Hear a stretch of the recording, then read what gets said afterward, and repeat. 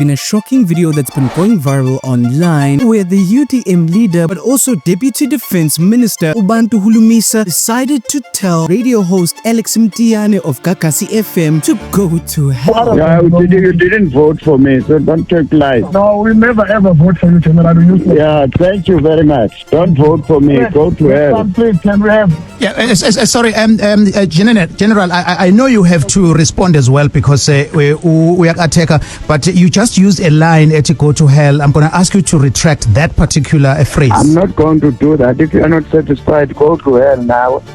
Oh, sound protect now. No, but the party uthi must go to hell. Remember now, usu deputy minister akavotelanga, but uyilida yakhe nonetheless, General. Uyakuxelela nje ukuthi akayolida yami akangavotele mina. Why umyeka wena gezele mina?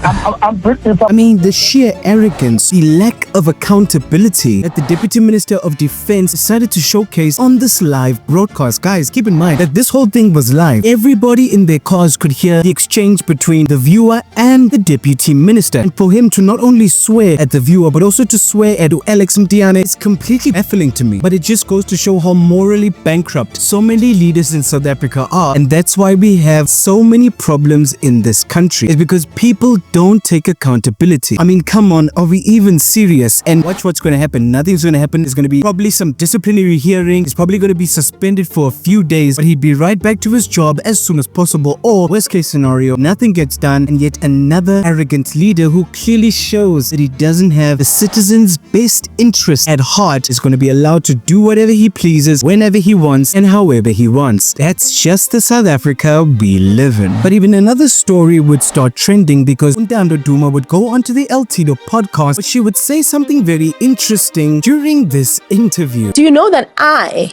would have never dated, I never dated a man with a child, and I had a child. That was my, and it's a preference thing. It's not even being selfish or anything. Like, I don't prefer it, and that's that. And so I won't go for those people. There's too many people in Mhlabeni. So I didn't want someone with a child. And not because I hated their children or I would never know what to do with their children.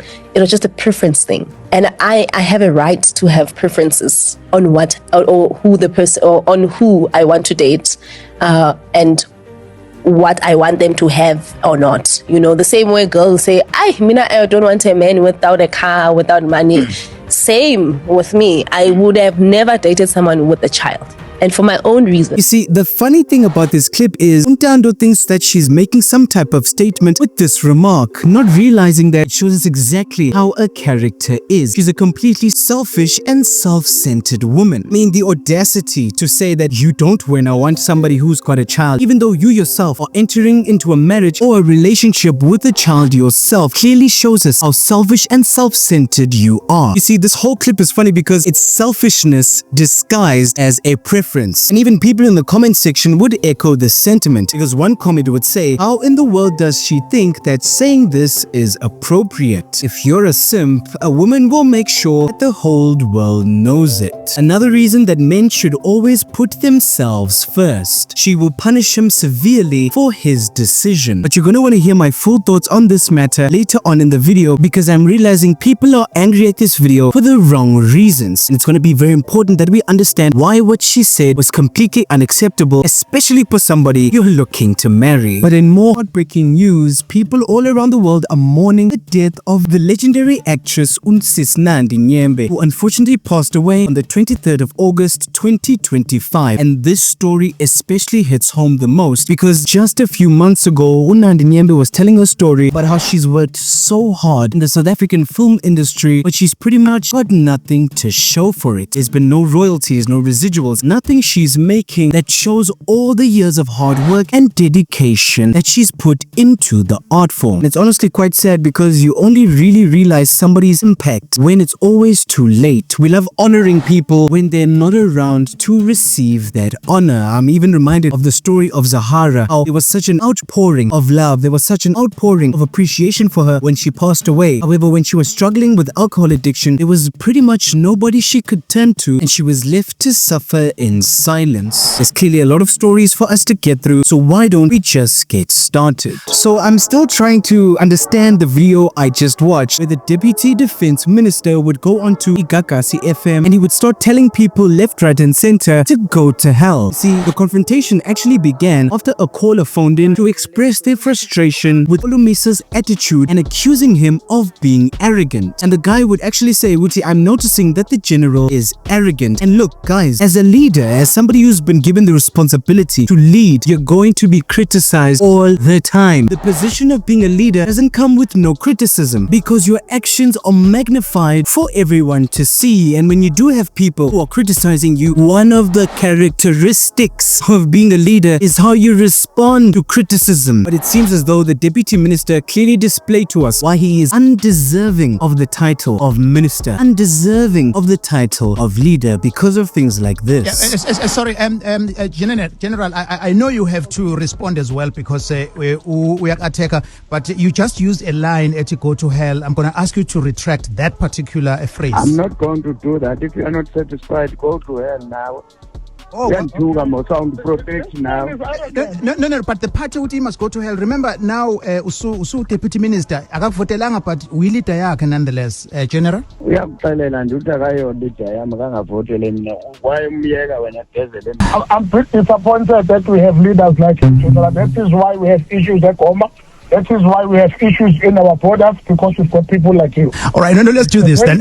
Yeah. Okay, sure. Let me release you. Deputy Minister, let me release you then. We will not continue with this conversation anymore, but we thank you for having been with us for the past 30 minutes. We will not continue with you. So, siyabonga for the time osinikeze yona. I mean, come on. Even though Alex Mtiane showed more leadership qualities with how he handled the situation. Look, not everyone we put on a pedestal is going to represent us well. And the Deputy Minister is proving that point every single day for the whole world to see. And I actually want to take this moment to genuinely praise Alex Mtiane on how poised he was, on how respectful he was, on how well he handled this situation, because I can almost guarantee that the minister will face little to no repercussion for his actions, and he'll probably just get away with a slap on the wrist, because that's how South Africa works. No, people shouldn't be accountable to the people who voted them into power. People shouldn't be accountable to the people that they themselves have to represent. And this video is a brilliant demonstration of not everybody who's got the title fits the role. Absolutely appalling and disgusting behavior from the Deputy Minister Bantu Holomisa, and I do hope that he is held accountable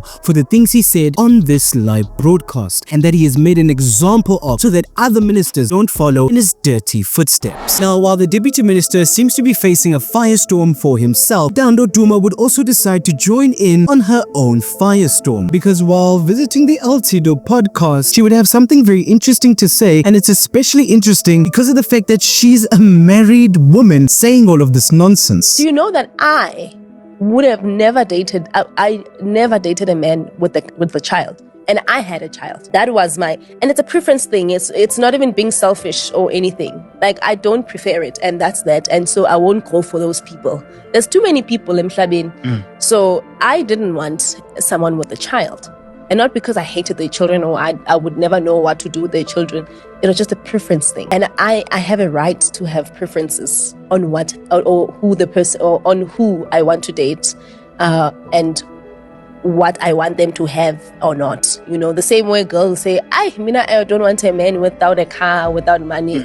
Same with me. I would have never dated someone with a child. And for my own reasons. Now, many people in some comment sections that I've seen are defending Ntando, saying, Wuti, what's wrong with a girl having her preference? She's clearly allowed to have her own preference and to choose who exactly she wants to be in a relationship with. And look, don't get me wrong, I don't even have a problem with that. The reason why there's so much backlash against this video isn't because Ntando is not allowed to have a preference. The problem is that there's too many people entering into a relationship with selfish and self-fulfilling intents. Having her own child, Ntando Ntando should know the amount of grace a man has to have for him not to have a child, but to take care of the child that she came into the relationship with. It's not every man who was able to do that, and the fact that a current husband was able to take her in with a child speaks volumes into the type of character he has. Being in this relationship, Ntando should have seen how humble and how selfless his husband is and take on those characteristics for herself because they are married. But for her to say such things on the l-tido podcast, even after the fact that this man has taken care of her and her child, it shows us that she completely lacks any self-awareness and that she's selfish to the core. And this is the reason why so many people are angry at this clip. It's the nerve to bring a child into a relationship and have standards and say that you don't want anybody who has a child themselves. It shows the complete selfishness and self-centeredness for you to be saying such things even though you married somebody who took you and your child in. Look, many people are clowning the husband online, saying that he's a simp and saying that she doesn't deserve him, but I actually applaud this man for being selfless enough to take care of Ntando as well as her child. And quite unfortunately, there's just not too many people who are like that and who have that type of character, and Ntando Duma is definitely not one of them. Let me know what you think about Ntando Duma's conduct in the comment section below, because to me it's completely appalling that you would emasculate this man in such a way and you would fail to recognize his contributions into this relationship. But in much sadder news, the legendary actress Nandi Nyembe has unfortunately passed away on the 23rd of August 2025, and you've got many people on social media who are obviously mourning her passing and mourning the impact that she left on the South African film and TV industry. Although how I wish that when people are genuinely alive, we show them as much appreciation as we do when we have lost them. Because as we all remember, Nandi Nyembe was one of the actresses who was genuinely struggling towards the end of her life because of the fact that she just didn't see the fruits of her labor from her years in acting. And it's quite unfortunate that she went out the way she did, even though she's given so much to the South African film industry. But that's just the way the story goes, right? That's the way the cookie crumbles. We've seen it with Zahara, we've seen it now Nandi Nyembe, we've seen it with Uprenda Fasi, we've seen it with too many legends in South Africa, where they've contributed so many life-changing experiences to every single South African. They've contributed their hard work, they've dedicated their lives to their crafts, to serving us on the big and small screen. However, when they are alive, we show little to no appreciation for them. But I also want to call these companies, these conglomerates, into question as well. It's not fair that we put all the blame on average South Africans, because it is these companies, these production films that are engaging in these deceptive practices that allow Okoko like Nandi Nyembe, that allow so many legends in not only the film industry but also the music industry to die without a cent to their names. All they do is to steal and take as much as possible from these brilliant stars, and in the end they're a shell of their former selves. We need to hold these production companies to a higher standard in South Africa, because there's no way that such legends like Nandi Nyembe are passing away without the royalties that they're owed, without the residuals that's due to them. But yeah guys, let me know what you think about this story in the comment section below, because it is genuinely saddening that this story keeps playing over and over and over again, where you get talented and successful people like Nandi Nyembe, like Zahara, who come and they genuinely give us all they have to offer, and in the end the story ends the same